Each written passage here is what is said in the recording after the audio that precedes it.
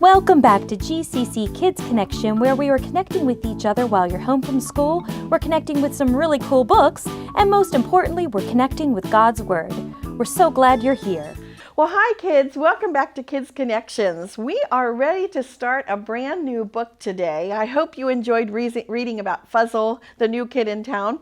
Today we're going to begin another book by that same author, Jeanette Oak. It's another book in her series of animal friends, and this book is called Spunky's Diary. Early on, we read a story about a worm who wrote a diary. Well, this is a puppy who's writing a diary. This book is not quite as long as the book about Fuzzle, so it's only going to take us 2 days to read this story. But I hope you enjoyed the adventures of Spunky in this book called Spunky's Diary. Hi, my name is Spunky. I'm a dog. I'm not even 1 year old yet, so I'm still a puppy. I live with my family, the Dobsons. Mr. and Mrs. Dobson got me as a present for the family. The kids, Tracy and Mark, are so fun. I love all of the Dobsons, but I especially love Mark. He takes care of me. I have a nice big yard to play in, but Mrs. Dobson is awfully fussy about her flower beds.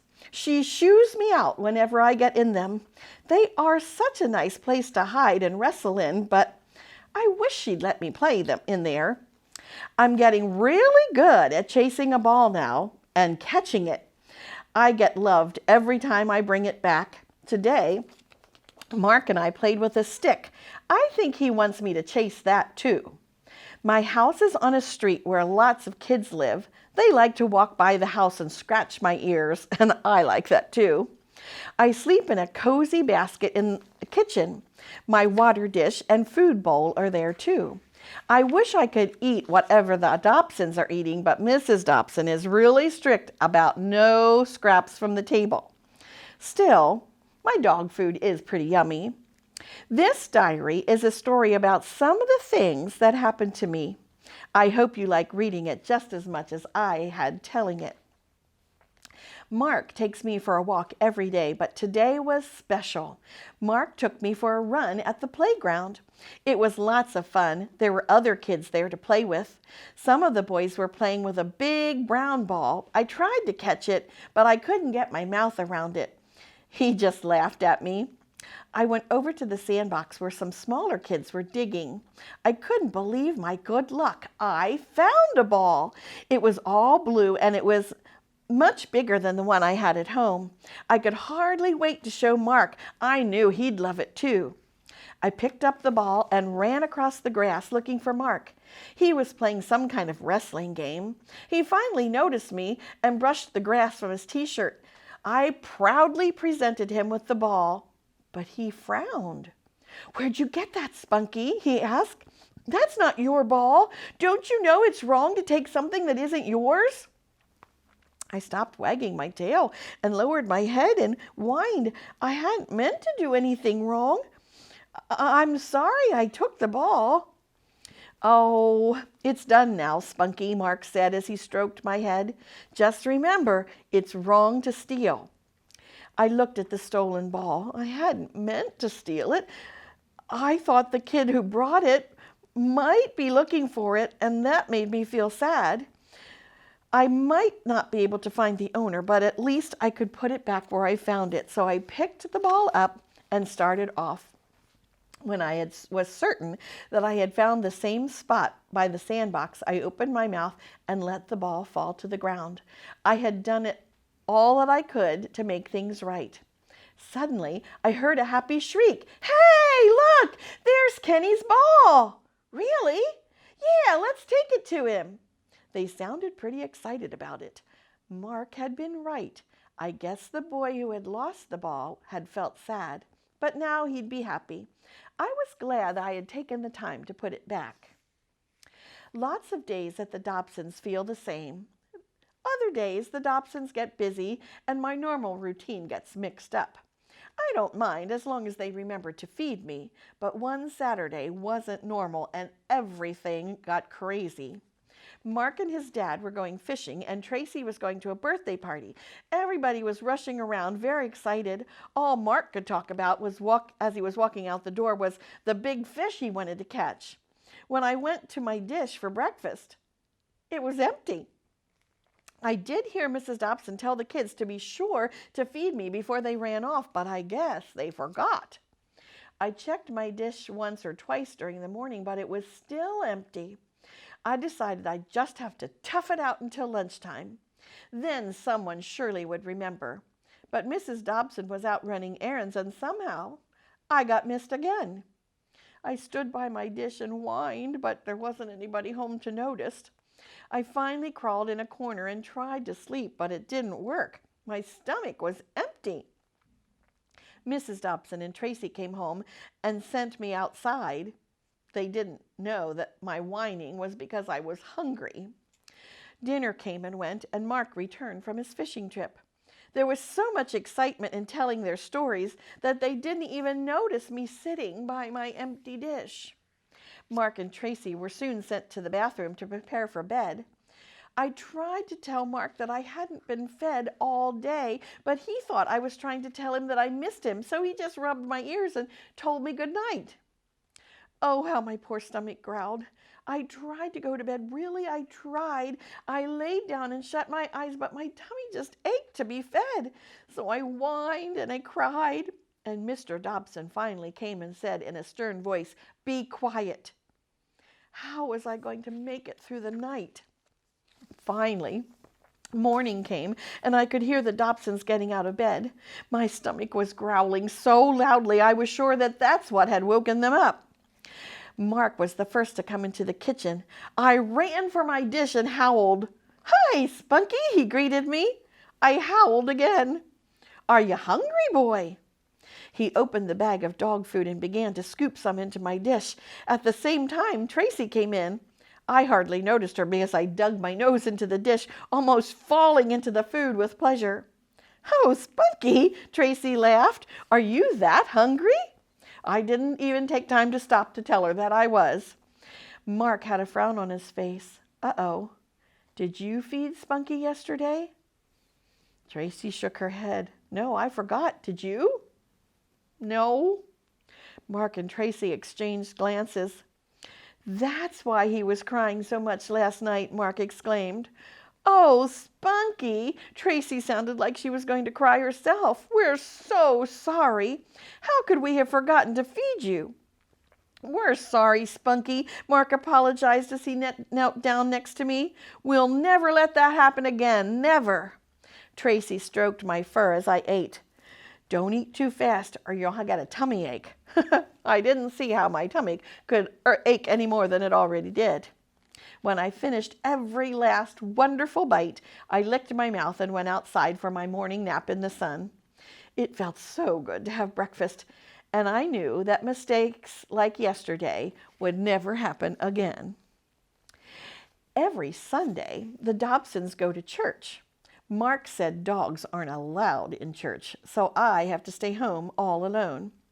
The Dobsons love church. They're always excited to go, and they're happy when they come home. It doesn't seem fair to me that I can't go too. I bet I'd like church just as much. I told myself that the first chance I got, I'd go to church too. On one warm, sunny morning, I was put in the backyard with my water dish and my chewing bone for company. My ball was there too, but it was no fun to play when there was no one to throw it to me. I sulked for a while, but then I got a sniff and went around to the other side of the yard. Suddenly, I noticed that the gate was open a crack. I could hardly believe my luck. I ran through it and out onto the sidewalk. Now I could go to church. With my nose to the ground, I passed back and forth on the sidewalk. I was sniffing for smells to guide me. Now and then, I caught the scent of one of the Dobsons, and that led me on.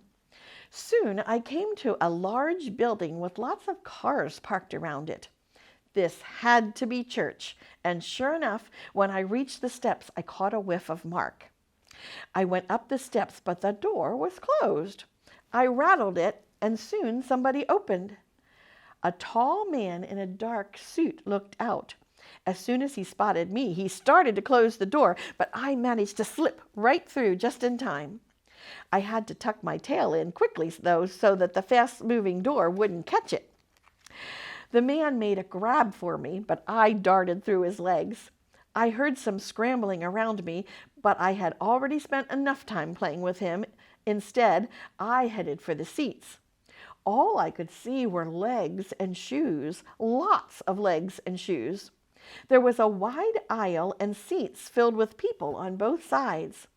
Down at the end of the aisle, a man was talking to the people.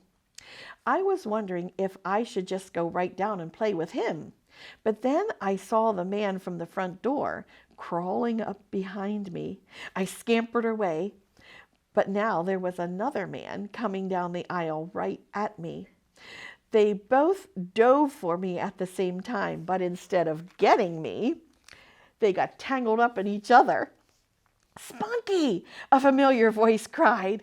I saw Mark standing on his seat a few feet away, and I ran over to him. He put his hand on my collar.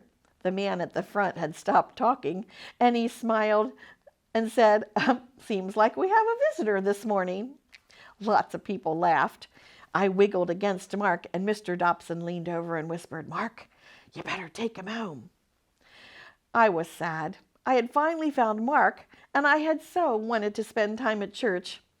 It seemed like a great place with lots of people who wanted to play chase. I hope I'd be able to come again someday. Mark was really excited. Mr. Dobson announced that in a few days they will be going to the farm. Everyone cheered, but Mark seemed to be happiest of all. His cousins lived at the farm, and he said he could hardly wait to see them. Mark promised me that I could go too. I was so happy. The days went by slowly, but the morning finally came when the Dobsons loaded up the car and we were off. The drive was a long one, but I didn't mind. I stood on Mark's lap with my front feet against the window and watched everything as it went by. We drove by houses and buildings way off the ground. We went by houses and buildings on a busy road, but after a while, there were fewer cars, and not long after that, I didn't see any cars at all, just lots and lots of trees. When we got to the farm, I couldn't believe my eyes. It was so big, and there was so much to see, I could hardly wait to get started. I guess Mark felt the same way too, because the car had no sooner stopped than he was out. There were lots of children running around, and the Dobsons were off in all different directions. I watched all the people disappear and wondered which way I should go first. My nose picked up many things I had never smelled before.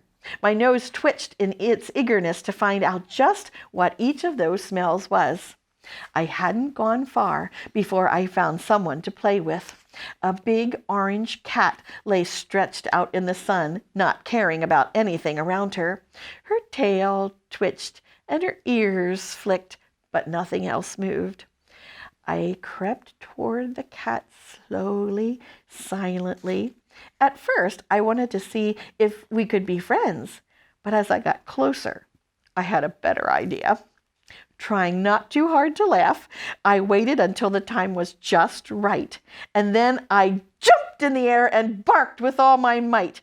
That cat sprang to life. She landed on her feet with her back arched, her fur stood on end, and her green eyes flashing at me, and in one giant leap, she was off the ground and halfway up a nearby tree. I trotted away happily and headed for the chickens. They were clucking and pecking their way across the yard. I went racing right through them, barking wildly. It worked. They fluttered and scattered in every direction, sending feathers and dirt flying. I traveled on down past the barn and found some calves feeding in a pen.